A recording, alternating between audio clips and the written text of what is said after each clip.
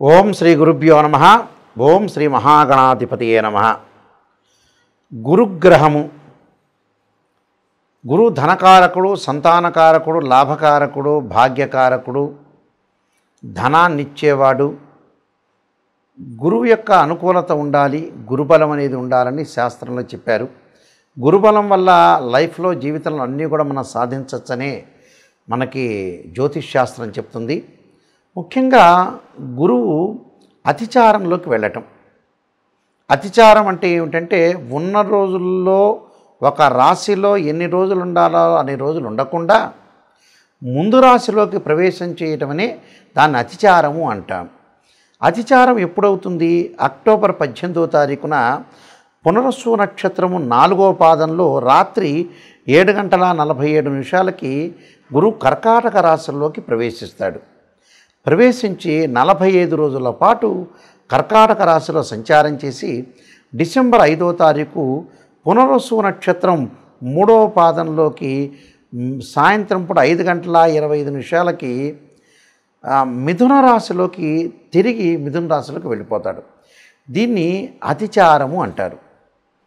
అతిచారం అంటే ఏంటంటే ఉన్న రోజుల్లో ఏదైతే రాశి నుంచి ఉంటాడో ఆ రాశిలో ఉండకుండా ఉన్న రోజులు ముందు రాశిలోకి తొందరగా ప్రవేశం చేయటంతో దాన్ని అతిచారం అంటారు. ఇది 45 రోజుల పాటు కర్కాటక రాశిలో గురువు యొక్క సంచారం అని జరుగుతుంది. వీళ్ళందరికీ కూడా ద్వాదశ రాశులు అన్న వాళ్ళందరికీ కూడా ఏ విధంగా ఉంటుందో, బృహస్పతి అంటే దేవగురువైన బృహస్పతి యొక్క ఫలితం ఏ విధంగా ఉందో ఒకసారి తెలుసుకుందాం. కుంభరాశి వాళ్ళకి గురువు యొక్క బలం ఏ విధంగా ఉంది? అతిచార సంచారం వల్ల ముఖ్యంగా కుంభరాశి వాళ్ళకి ద్వితీయాధిపతి అలానే లాభాధిపతి అయిన గురువు వీళ్ళకి షష్టమ స్థానంలో ఉంటాడు. ఈ షష్టమ స్థానం అతిచారం వల్ల ఎలాంటి ఫలితాలు జరగబోతున్నాయంటే ఈ పెద్ద ఇబ్బందికరమైన వాతావరణం అనేది ఉండదు, కానీ కొద్దిగా మనం జాగ్రత్తగా ఉండటం మంచిది. అంటే జాయింట్ దారులతోటి కొంత అనుకూలంగా ఉంటుంది. భార్యాబిడ్డలతోటి సఖ్యతగా కలిగే అవకాశాలు ఉంటాయి. కొంత మానసికంగా ప్రశాంతి లేకపోవటం, వృత్తి వ్యాపారాల యందు కొన్ని సమస్యలు వచ్చే అవకాశాలు ఉంటాయి. ఆ సమస్యలన్నీ కూడా తొందరగా తీరిపోయే అవకాశాలు ఉంటాయి. పై అధికారుల వాళ్ళ ద్వారా కూడా కొంత ఒత్తిళ్లకు గురైనా మానసికంగా విల్ పవర్తో స్ట్రాంగ్గా ఉండే అవకాశాలు ఎక్కువ. స్థాన మార్పులు, ప్రమోషన్లు, బదిలీలు జరిగే అవకాశాలు ఎక్కువ ఉంటాయి. ఉదర సంబంధమైన వ్యాధుల విషయంలో జాగ్రత్త ఉండాలి. రోగాలు, అగ్ని ప్రయాణాలు, భయాల వల్ల కొంత జాగ్రత్తగా ఉండాలి. అంటే ధారాపుత్ర విరోధచ్చ స్వజనే కలహస్తదా అన్నారు. అంటే ధారాపుత్ర విరోధముతోటి స్వజనులతోటి కలహించటం, స్వజనులతోటి బయట ఉన్న వ్యక్తులతోటి కలహారు, అలానే చోరాగ్ని నృప భీతచ్చ షష్టమస్తే భవే దుర్గో అన్నారు. అంటే చోర్ల వల్ల, అగ్ని వల్ల, రాజుల వల్ల భయాన్ని కలగజేయకుండా జాగ్రత్త ఉండండి. అంటే భయం కలగకుండా, అగ్ని వల్ల, చోరుల వల్ల భయాలు కలగకుండా చూసుకోండి. అంటే ధనం విషయంలో కొంత పొదుపును పాటించి ధనం ఎవరికి పడితే వాళ్ళకి ఇవ్వకుండా, ఫైనాన్షియల్ పరంగా అవుటర్స్కి ఎవరికి ఇవ్వకుండా అవసరాన్ని బట్టి డబ్బు ఇవ్వండి. ఎందుకంటే డబ్బు ఇస్తే మళ్ళీ తిరిగి వచ్చే సూచనలు అనేవి లేవు. కాబట్టి ఇలాంటి విషయాల్లో కొద్దిగా అప్రమత్తంగా ఉండటం చాలా మంచి. అంటే దాయాదుల వల్ల, బంధుమిత్రులతో సమస్యలు రాకుండా, నౌకర్లను అంటే మన దగ్గర కింద పనిచేసే వాళ్ళ ద్వారా కానీ, వ్యాపార భాగస్వామ్యం చేసే వ్యక్తులు కానీ, అంటే మన కింద పనిచేసే వర్కర్లు కానీ, పార్ట్నర్షిప్ సంబంధించిన విషయాల్లో కొద్దిగా జాగ్రత్తగా ఉండాలి. అంటే అనేకమైన ఒత్తిళ్లకు గురి కాకుండా, మానసికంగా ఆందోళన చెందకుండా ప్రశాంతంగా ఉండండి అని శాస్త్రం అనేది చెబుతుంది. ఇదంతా కూడా దోషం పోవాలంటే జాతక ఏదైతే గోచారిత్య దోషం, గురువు యొక్క దోషం ఉండటం వల్ల కొన్ని ప్రతికూలమైన ఫలితాలు వస్తాయి. కాబట్టి భయాందోళన చెందాల్సిన పని లేదు. ఇవన్నీ కూడా గోచారిత్య చెప్పబడే ఫలితాలని పదే పదే చెబుతున్నాను. దీనికి కొన్ని రెమెడీస్ అనేవి చెప్పబోతున్నాను. ఆ రెమెడీస్ మీరు పాటించి ముందుకెళ్ళండి, మీకు మంచి జరిగే అవకాశాలు ఖచ్చితంగా ఉంటాయి. గురువు మనము చెప్పుకున్నట్టుగా సంతానాన్ని ఇచ్చేవాడు.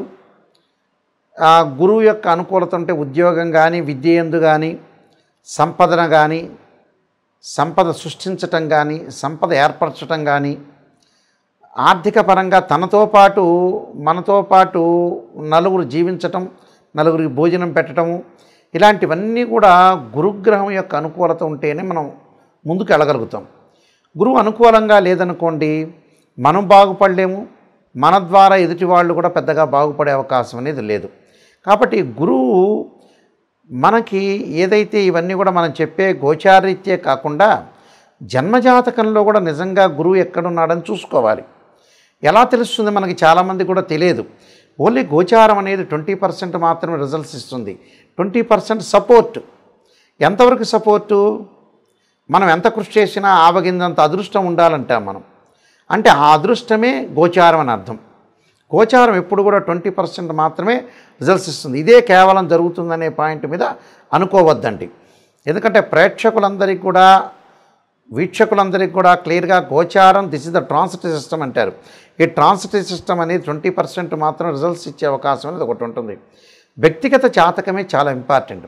వ్యక్తిగత జాతకంలో ఎవరికైతే గురువు 6, 8, 12 స్థానాల్లో ఉన్న వ్యక్తిగత జాతకంలో వాళ్ళ బర్త్ చార్ట్లో, అలానే గురువు రాహుతో కలిసిన, కేతువుతో కలిసిన, అలానే గురుశనుల యొక్క కలయిక కానీ కలిస్తే కొన్ని ఇబ్బందులు కలిగే సూచనలు అనేవి బాగా ఎక్కువ ఉంటాయి. అంటే గురువు అశ్విని, మఖ, మూలా నక్షత్రాల్లో ఉండకూడదు.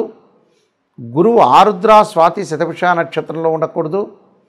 అలానే గురువు పుష్యమి, అనురాధ, ఉత్తరాభాద్ర నక్షత్రంలో కూడా ఉండకూడదు. ఉంటే ఏం జరుగుతుంది? ఫైనాన్షియల్ పరంగా పొజిషన్ అనేది బాగలేకపోవటం, ఎంత ప్రయత్నం చేసినా కూడా ఫైనాన్షియల్ పరంగా ఇబ్బందులు, ఎకనామిక్ క్రైసిస్ వచ్చే అవకాశాలు ఎక్కువగా ఉంటాయి. అంటే ఆర్థిక పరిస్థితి అనేది అనుకూలంగా లేకపోవడం జరుగుతుంటుంది.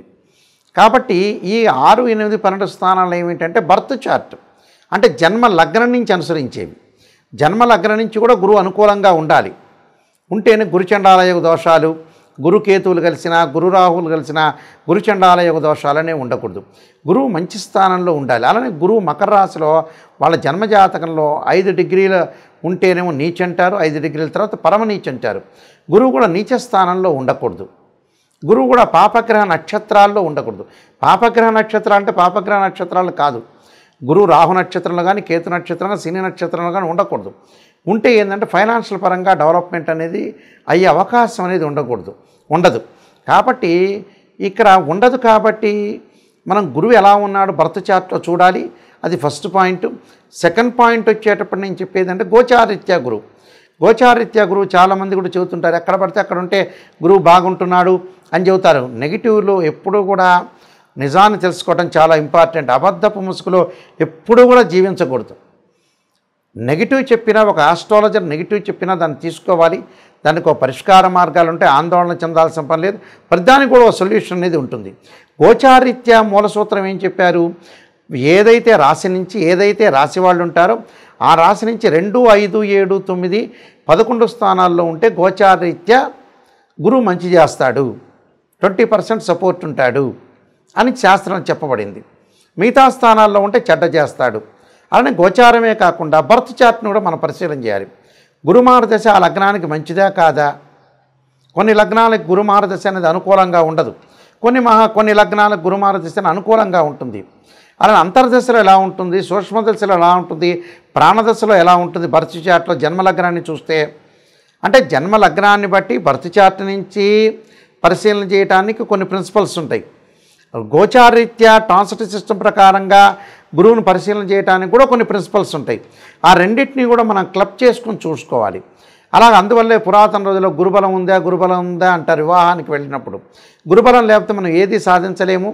ఒక అమ్మాయి వివాహం చేయటానికి కానీ, ఒక ఇల్లు కొనటానికి కూడా డబ్బు అనేది అవసరం. ధనం మూలం మిదం జగత్ అంటారు. డబ్బు లేకపోతే ఏ పని చేయలేము. అంటే డబ్బు ఉంటేనే అమ్మాయి యొక్క పెళ్ళి, అబ్బాయి యొక్క పెళ్ళి చేయగలుగుతాం. అబ్బాయి యొక్క చదువులు కానీ, అమ్మాయి యొక్క చదువులు కానీ, అలానే ఫైనాన్షియల్ పరంగా డెవలప్మెంట్ చెందాలంటే జూపిటర్ ప్లానెట్ రిప్రజెంట్ చేస్తుంది. అలా సంతానం లేని వాళ్ళకి మనం ఎంత డబ్బులు సంపాదించినా సంతానం లేకపోతే ఏముంటుంది? ఆ డబ్బంతా కూడా వృధా అయినట్టే కదా. కాబట్టి సంతానం కూడా చాలా ఇంపార్టెంట్. అందువల్లే మనం పంచాంగ శ్రవణం చేసేటప్పుడు సంతానం సంపత్ప్రదం అంటారు. సంతానం కూడా చాలా ఇంపార్టెంటే. ఆ సంతాన పరంగా కూడా ఎలా ఉందో మనం చూసుకొని ముందుకెళ్తే లైఫ్లో మనకు అనుకూలమైన ఫలితాలు జరిగే అవకాశాలు ఖచ్చితంగా ఉంటాయి. సంతానాన్ని చూసుకొని ముందుకెళ్ళారనుకోండి, సంతానం సగం బలం అంటారు. ఫైనాన్షియల్ పరంగా కానీ, ఉద్యోగ పరంగా కానీ, ఆదాయ పరంగా కానీ, గృహంలో అలక్ష్మీ పరిహారం అంటారు. అంటే లక్ష్మీదేవి అనుకూలత ఉండాలంటే అందువల్లే మనకి చాలా చోట్ల కూడా గురువారాన్ని లక్ష్మీవారం చెబుతుంటారు. అంటే లక్ష్మీ కరుణాకటాక్షం ఉండాలంటే జాతకంలో బర్త్ చార్ట్లో గురుగ్రహం యొక్క అనుకూలత ఉండాలి. గురువు బాగున్నాడు అనుకోండి, మన అన్నీ కూడా అనుకూలంగా ఉన్నట్టు. కానీ గోచారం అనేది ఏంటంటే 20% మాత్రమే సపోర్ట్ చేసే అవకాశాలు అనేవి ఖచ్చితంగా ఉంటాయి. కాబట్టి నేను కొన్ని రెమెడీస్ అనేవి చెప్తున్నాను, ఆ రెమెడీస్ మీరు పాటించండి. గురువు బాగలేని వాళ్ళు ఖచ్చితంగా జాతకంలో గురుచండాల యోగ దోషం ఉందా లేదా చూసుకోవాలి. బృహస్పతి జపం చేసుకోవాలి. వీలైతే బృహస్పతి శ్లోకాన్ని చదవటం, దేవానాంచ ఋషీనాంచ గురుకాంచన సన్నిభం బుద్ధిమతం త్రిలోకేశం తమ నమామ్యం బృహస్పతి అనే మంత్రాన్ని, దత్తాత్రేయ స్వామి యొక్క స్తోత్రపారణాన్ని, దత్త కవచాన్ని, వీలైతే నవగ్రహాల్లో బృహస్పతి గురువారం రోజున గురుహోరలో ప్రయాణం చేయటం, శనగలతో చేసిన వంటకాన్ని ప్రధాన అర్చకులకు ఇచ్చి భక్తులందరికీ కూడా పంచమని చెప్పటం, అలానే శనగలు దానం చేయటం, అలానే నానబెట్టిన శనగలు ఆవుకు పెట్టడం, అలానే గురుచండాల యోగదాశానికి బృహస్పతి పాశుపతాస్ రుద్రాభిషేకం, సర్పసూక్త పాశుపతాస్ రుద్రాభిషేకం, బృహస్పతి జపం చేయటం, అలానే దశాంక్షేత్రర్పణము, అలానే బృహస్పతి హోమం రావి సమితులతోటి శనగలు దానం చేయటం చేయాలి.